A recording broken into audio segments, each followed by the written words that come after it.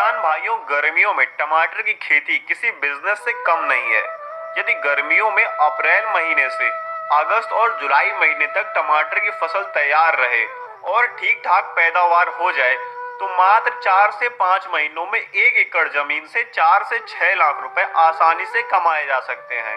क्योंकि जहां सर्दियों में टमाटर की 1 कैरेट के दाम 200 से 300 रुपए होते हैं, वहीं गर्मियों में 1 कैरेट टमाटर के दाम लगभग 800 रुपए से लेकर 1000 रुपए तक होते हैं। और फिर भी 95% किसान गर्मियों में टमाटर की खेती को इग्नोर करते हैं, जिसका सबसे बड़ा रीजन है गर्मियों में क्लाइमेट कंट्रोल, अच्छी हीट रेजिस्टेंस वैरायटी, फसल अवस्था के अनुसार सही खाद प्रबंधन और सही रोग और कीट नियंत्रण की जानकारी का अभाव होना। तो चलिए किसान भाइयों, समझते हैं कैसे गर्मियों में टमाटर की खेती में और गर्मियों में फसल को तेज लू से कैसे बचाना है। संपूर्ण जानकारियां बीज से लेकर बाजार तक की संपूर्ण विस्तृत जानकारियों पर विस्तार से आपको जानकारी देने वाले हैं। नमस्कार किसान भाइयों, मैं आयुष। किसान भाइयों, सबसे पहले बात करते हैं गर्मियों में टमाटर की नर्सरी लगाने का सही समय क्या है।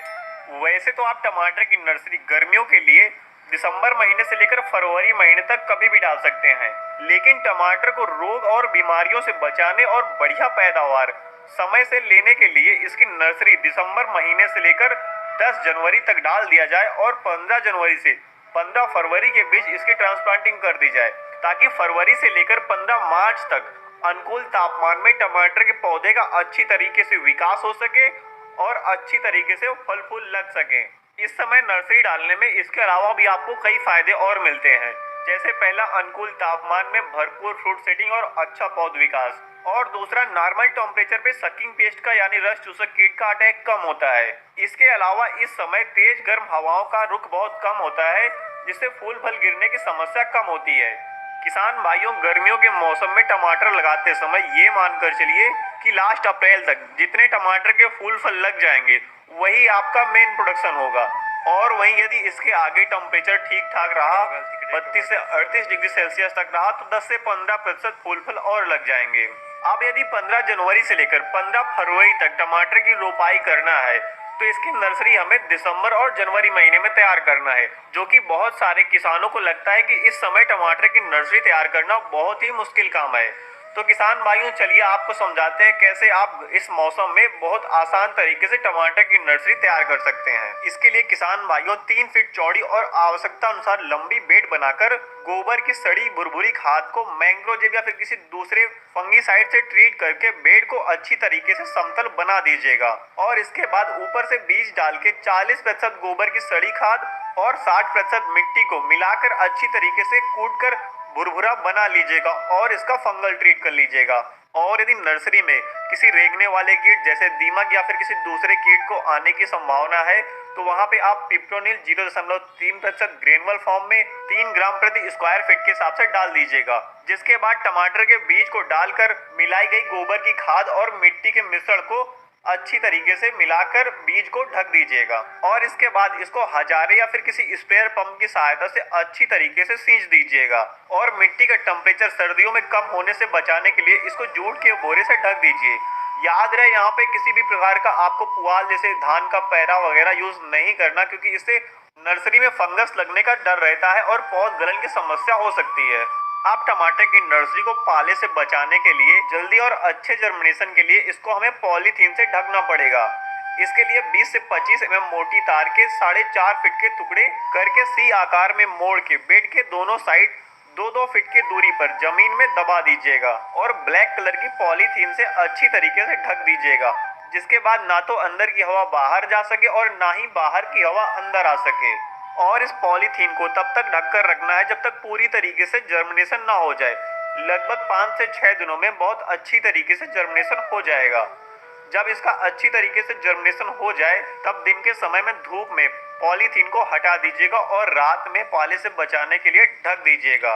और इसके अलावा नर्सरी को पाले से बचाने के लिए यूपीएल का साफ, जिसमें मैंकोजेब और कार्बेंडाजिम आता है, उसका 2 ग्राम प्रति लीटर दर से 1 से 2 दिन में स्प्रे दोहराते रहिएगा। इस प्रोसेस से आप सर्दियों में टमाटर की नर्सरी बहुत आसान तरीके से बहुत अच्छी तरीके से ग्रो कर सकते हैं।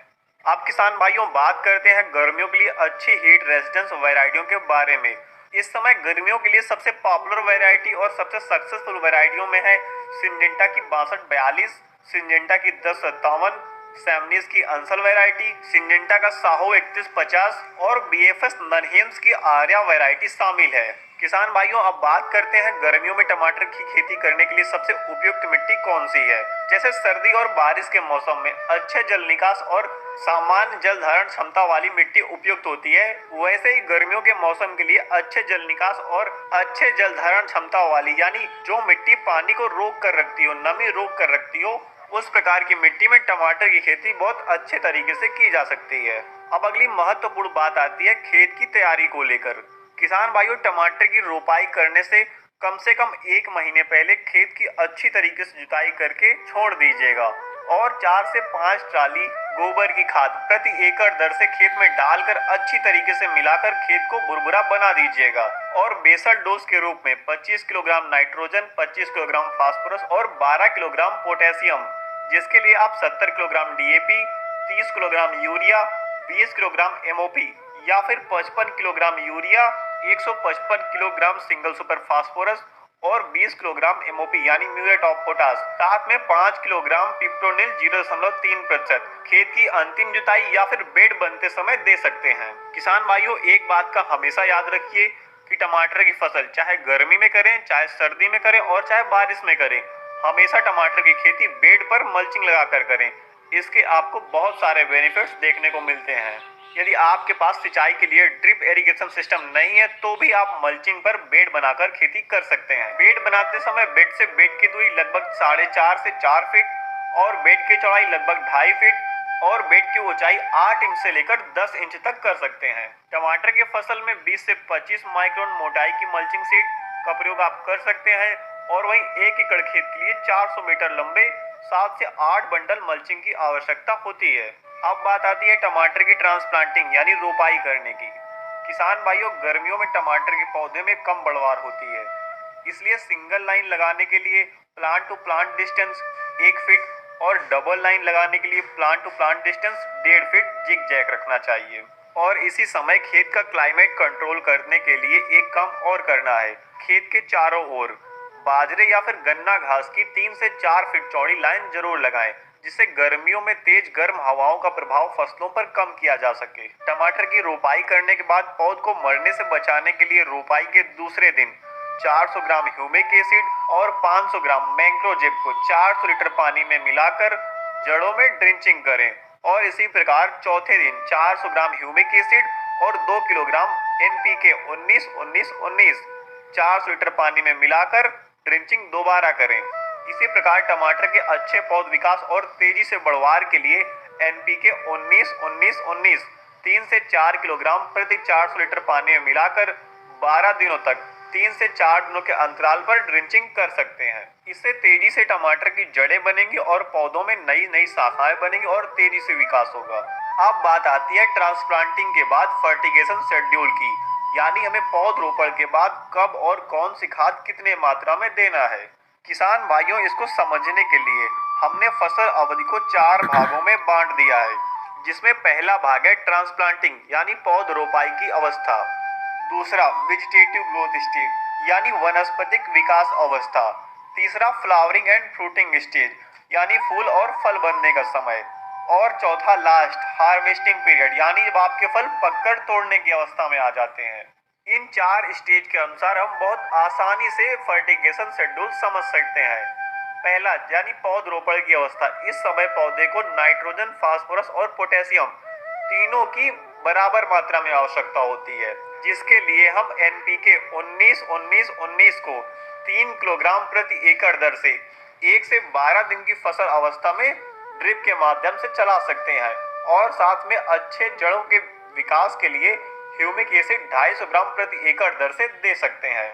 और दूसरे स्टेज यानी वेजिटेटिव स्टेज, इस अवस्था में फसल को नाइट्रोजन और पोटेशियम की समान मात्रा में आवश्यकता होती है और फास्फोरस की दुगने मात्रा में आवश्यकता होती है, क्योंकि इसी समय फसल में फ्लावरिंग प्रमोट करने के लिए ज्यादा मात्रा में फास्फोरस की जरूरत होती है।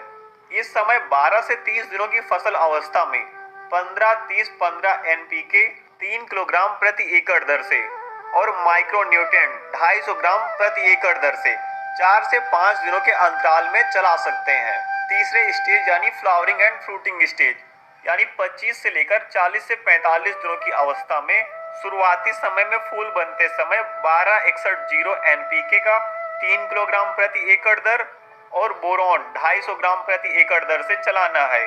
और जब फूल से फल बनकर फलों का आकार बड़ा होने लगे तब 05234 एनपीके 4 किलोग्राम प्रति एकड़ दर और फॉल्विक एसिड 250 ग्राम प्रति एकड़ दर से 4 से 5 दिनों के अंतराल पर चलाना है। और चौथे स्टेज यानी हार्वेस्टिंग स्टेज, इस समय जब फसल की पकने की शुरुआत हो जाए तब 0050 एनपीके 4 किलोग्राम प्रति एकड़ दर से और कैल्शियम नाइट्रेट 2 किलोग्राम प्रति एकड़ दर से साथ में 4 से 5 दिनों के अंतराल पर दे सकते हैं। और फसल में सेकेंडरी न्यूट्रिशन की पूर्ति करने के लिए जब फसल की अवस्था 12 दिन से लेकर 30 दिन की होती है तो वहां पे एनपीके और माइक्रोन्यूट्रिएंट का गैप करके 5 किलोग्राम प्रति एकड़ दर से मैग्नीशियम सल्फेट ड्रिप के माध्यम से चलाना है। किसान भाइयों, इस फर्टिगेशन शेड्यूल में खाद की बताई गई मात्रा को आप फसल की ग्रोथ और मिट्टी की आवश्यकता के अनुसार कम ज्यादा कर सकते हैं। किसान भाइयों, अब बात करते हैं गर्मियों में फूल और फल लगते समय क्लाइमेट कंट्रोल की और स्प्रे शेड्यूल की, क्योंकि गर्मियों में फ्लावरिंग और फ्रूट सेटिंग के समय क्लाइमेट कंट्रोल करना बहुत ही ज्यादा आवश्यक है। यदि मल्चिंग पर टमाटर की खेती करते हैं तो 50% मिट्टी का टेम्परेचर पहले से ही नियंत्रित रहता है। इसके अलावा फूल फल आते समय मिट्टी में नमी बनाकर रखें। यदि ड्रिप इरिगेशन सिस्टम है तो डेली आवश्यकता अनुसार शाम के समय आवश्यकता अनुसार 1 से 2 घंटे तक चला दीजिएगा। और यदि नाली से सिंचाई करते हैं तो 2 से 3 दिनों के अंतराल पर आवश्यकता अनुसार सिंचाई करते रहिएगा। फ्लावरिंग स्टेज में फूल फल आते समय गर्मियों के मौसम में मौसम के तनाव को कम करने और प्लांट ग्रोथ हार्मोन्स को बैलेंस करने के लिए आप यूपीएल का मैक्रीना 2 ml प्रति लीटर या फिर बायोवीटा 2 ml प्रति लीटर या फिर सिजेंटा की इसोबियन टॉनिक 2 ml प्रति लीटर दर से 12 से 15 दिनों के अंतराल पे मैक्सिमम 2 बार स्प्रे कर सकते हैं। इसके अलावा किसान भाइयों, एक बात हमेशा याद रखिए कि फसलों में फूल फल आते समय किसी भी प्रकार के कीटनाशक का प्रयोग ना करें। फूल आने से पहले ही एक कीटनाशक और एक फंगीसाइड का स्प्रे कर दिया जाए, जिससे फसल में फूल और फल आते समय कीटनाशक का प्रयोग ना करना पड़े।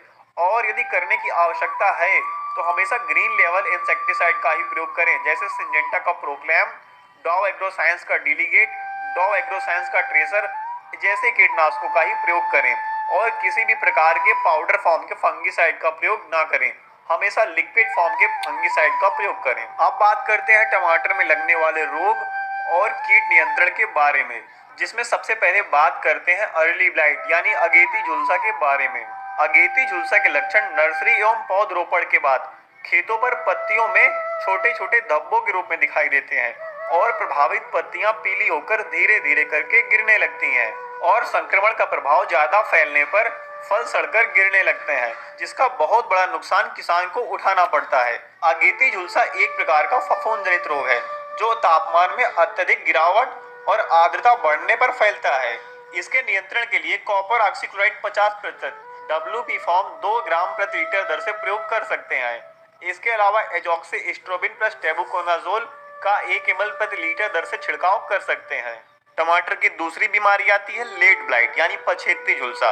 इसमें पौधे के पुराने पत्तों की निचले पत्तों पर भूरे धब्बे बनना शुरू होते हैं, जो सामान्य तापमान पर बहुत तेजी से फैलता है और कुछ ही दिनों में पत्तियां झुलसकर गिरने लगती हैं। पत्तियों के साथ तना, फल, फूल सब एक साथ बर्बाद कर देता है।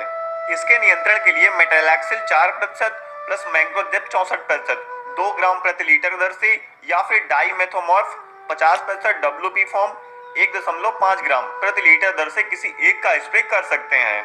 इसके अलावा टमाटर में लगने वाली दूसरी बीमारी है नेमाटोड्स। इसमें टमाटर के जड़ों पर गांठें बनने लगती हैं और पौधा जमीन से न्यूट्रिशन नहीं ले पाता, जिससे टमाटर के पौधे की पत्तियां पीली होने लगती हैं, फल फूल लगना बंद हो जाता है और कई कंडीशन में पौधा मुरझाकर मर जाता है। किसान भाइयों, यदि यह समस्या आपके प्लॉट में होती है तो गर्मियों में खेत की वाली अगली बीमारी है लीफ कर्ल वायरस। इस वायरस के अटैक से पौधे की पत्तियां पूरी तरीके से मुड़ जाती हैं और पौधा हल्का पीला हो जाता है और पौधे का विकास पूरी तरीके से रुक जाता है। किसान भाइयों, इसकी कोई स्पेशल दवा नहीं है, इसका बचाव ही इसका इलाज है। यह फसलों पर स्वतः ही नहीं फैल सकता। इसको फैलाने वाले 2 से 3 रस चूसक कीट होते हैं, जैसे सफेद मक्खी, थ्रिप्स, माइट। इन जैसे कीड़ों की वजह से ही यह खेतों में फैलता है। तो किसान भाइयों, इसके बचाव के लिए आप खेत के चारों तरफ येलो स्टिकर ट्रैप लगाएं और इसको केमिकली कंट्रोल करने के लिए सिंजेंटा का एक्टारा 7 से 8 ग्राम प्रति 15 लीटर या फिर बायर का जंप जिसमें पिप्रोनिल 80% आता है, उसका प्रयोग 3 से 4 ग्राम प्रति 15 लीटर दर से कर सकते हैं, या फिर सिंजेंटा की पेगासस जिसमें आता है डाइफेंथोफ्यूरॉन 50% WP फॉर्म में, उसका आप 1 ग्राम प्रति लीटर दर से स्प्रे कर सकते हैं। टमाटर में लगने वाली अगली गंभीर समस्या है बैक्टीरियल विल्ट। बैक्टीरियल विल्ट में पौधा गर्मियों के मौसम में पूरी तरीके से सूख जाता है और जब पौधा उखाड़ कर देखा जाता है तो वहां पे उसकी जड़ सड़ी हुई मिलती है। इस रोग का संक्रमण जमीन में होने वाले सोलानेसीरम नामक बैक्टीरिया के कारण होता है। इसका संक्रमण गर्मियों के मौसम में बहुत तेजी से देखने को मिलता है। जब दोपहर में धूप तेज होती है तो ग्रसित पौधा का पूरा भाग या फिर आधा भाग मुरझाया हुआ लगता है और अगले दिन सुबह वह पूरी तरीके से स्वस्थ दिखाई देता है। यही प्रक्रिया 2 से 3 दिनों तक चलती है और पौधा पूरी तरीके से सूख जाता है। इसके नियंत्रण के लिए यदि कोई पौधा संक्रमित दिखाई दे तो उसको तुरंत निकालकर खेत से दूर कर दें ताकि आसपास के पौधों में इसका संक्रमण ना फैले। और इसका लक्षण दिखने पर तुरंत कॉपर ऑक्सीक्लोराइड 50% WG फॉर्म का 2 ग्राम प्रति लीटर दर से और स्टेप्टोसाइक्लिन 4 से 5 ग्राम प्रति 15 लीटर दर से मिलाकर जड़ों पर ड्रेंचिंग करें और 8-8 दिनों के अंतराल पर इसको रिपीट करें। इसके अलावा आप रोको फंगिसाइड जिसमें आता है थियोफोनेट मिथाइल 70% WP फॉर्म, उसका आप 2 ग्राम प्रति लीटर दर से और स्टेप्टोसाइक्लिन 4 से 5 ग्राम प्रति 15 लीटर दर से मिलाकर ड्रेंचिंग कर सकते हैं। अगली समस्या टमाटर में आती है लीफ माइनर। लीफ माइनर में छोटे कीड़ों के लार्वा नए पत्तियों की ऊपरी सतह को खाना शुरू करते हैं, जिससे पत्तियों में सफेद या भूरे रंग की टेढ़ी मेढ़ी लाइन बन जाती है, जो पत्तियों की प्रकाश संश्लेषण प्रक्रिया को प्रभावित करता है। किसान भाइयों, इसके नियंत्रण के लिए BAFS का बेनिवा इंसेक्टिसाइड जिसमें आता है क्लोरांट्रानिलिप्रोल 10.26%, इसको आप 2 ml प्रति लीटर दर से स्प्रे कर सकते हैं। इसके अलावा आप BFS का एक्सपोनस 17 ml प्रति 150 लीटर पानी में मिलाकर 1 एकड़ खेत में छिड़काव कर सकते हैं। टमाटर की फसल में अगली समस्या